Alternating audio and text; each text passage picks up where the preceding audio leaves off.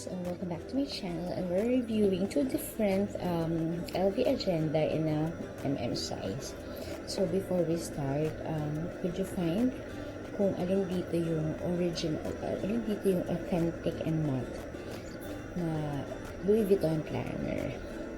So yan, so magko-compare lang tayo which is the replica and which is the authentic one. Yan. So with this video, ang authentic one is this one on my right side of your screen. Yan. So ano ba difference ng dalawa?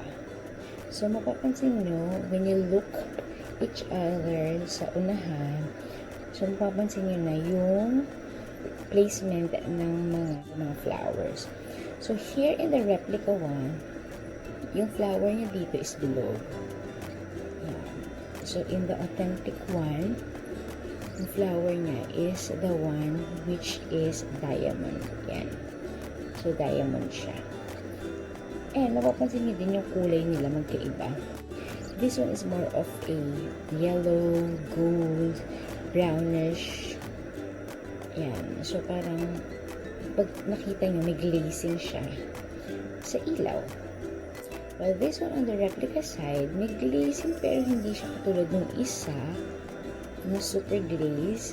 And dito is parang brown na yung kulay ng kanyang leather o yung kanyang design. Yan. So, up close, guys, ayan yung difference. Actually, sa camera walang difference. Hindi mo makikita talaga yung difference until you check on them real life or in person. Yan. So, sa bottom naman tayo, next is yung bottom nito, actually, between the two, ang ganda ng bottom nitong replica. Yan. So, this is the bottom. Louis Vuitton na nakalagay dyan. Pero most of the agenda, it should have a trademark here. Yung R. Yan. So, ito yung authentic. And yung bottom niya medyo naka-ano siya. What do you call this? Medyo pabilog. And this one is flat bottom. Yan. Pero maganda. As in. Yan. So, yun yung difference nila. Sa side naman, makikita nyo yung difference. Dito is parang rounded side. Yan. Makikita nyo parang rounded. While this one is naka-square siya.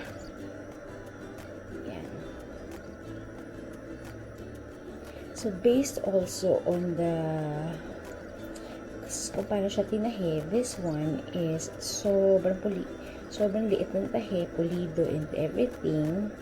Hindi mo siya makikita up sa unang mong tingin. But on this one, sa replica, makikita mo yung kanyang stitching. Yan. Yan. So, that's the complete look ng harapan ng LV. Yan, guys. And makikita nyo rin na hindi pantay pa, hindi sila magkamukha, no? Yung placement of the flowers. Yun. Okay naman ito, very smooth. Well, this one medyo rough. Yan. So, sa loob naman tingnan natin on how it looks. Yan. Silang dalawa. So, when you open this one, mabibili niyo siya na with this one. In 2021, 2024, na ganyan na agenda. And may kasama siyang a little like na papers. Nakalagay na L. Naglagay lang ako ng something. Yan. Well, this one, na-personalize ko na to. Wala itong kasama whatever when I bought this. Yan. So, i-compare natin yung dalawa sa loob.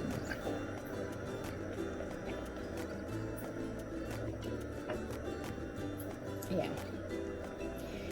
So, on the authentic one, makikita mo na yung difference nila in terms of color. This one is like brown. This one is like light brown. And when you see up close, dun sa kanilang heart stamp, dito it should be like, hindi siya masyadong kita, pero up close, pag tinignan mo siya kita, ay maliliit yung font. While this one, medyo malaki yung font niya, comparing to this one. Yan. Dito mafe-feel mo pa yung hot stamp niya, while this one hindi mo mafe-feel. Yan. So, that's the difference. Yung kulay pa lang, very giveaway. Yan. And, let's move on to the rings. This one is maliit yung ring niya. Maliliit yung rings. And, gold na pale. Well, this one, it should be big rings. Dapat malalaki ang rings ng LV Agenda. Actually, nakakita ko ng mga reviews sa pwede mo itong palitan. Pero, sayang. Dito mo siya papalitan. Ayan. So, yun yung difference nila sa loob. And actually, isa pang major giveaway dito is itong replica has a pocket here.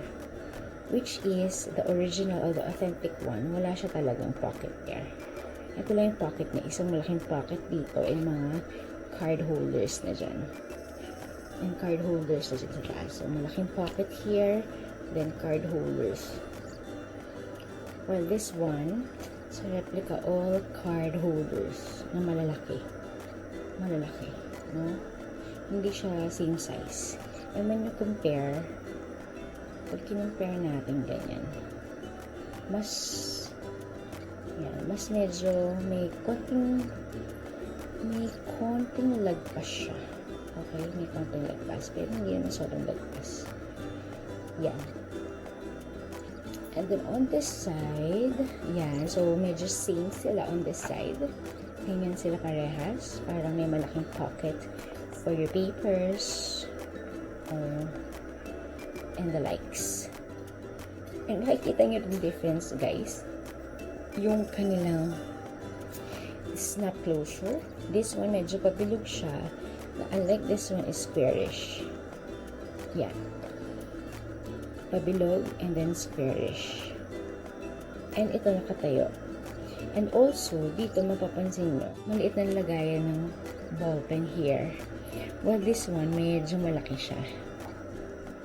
Malaki pala, as in. Yan, malaki siya. Which is a good sign, you know. Kung gagamit kayo or you opted to have a replica, kasya dito yung ballpen na medyo mataba. Dito kasi manipis lang talaga. Yung mga Parker na manipis, yun yung kasya dyan. So, that's it. So, that's the difference of the two. If you're looking for an authentic, kasi may nag-offer sa inyo ng authentic, you should check on the red flags, no? Pero if you're going to have or if you're going to buy something na similar lang or replica, I think this is a good buy also. Kasi medyo sturdy din naman yung leather nito. You know, and medyo makapal siya compared to this. So, this kasi talagang leather feel na very solid leather. Ito kasi parang it has something here in between. Pero it's already a good ano naman. Pero kasi ako opted to have like the big rings, you know, para malagyan ko siya ng everything I need. So, next time, yun naman yung i-share ko sa inyo what inside on my planner. Yan. So, basically, that's about it for this video. That's the difference of Louis Vuitton medium ring cover agenda. Yan. So, sana may natutunan kayo on this video. Don't forget to subscribe on my channel and give some loving by liking this video. And I'll see you on my next. Bye!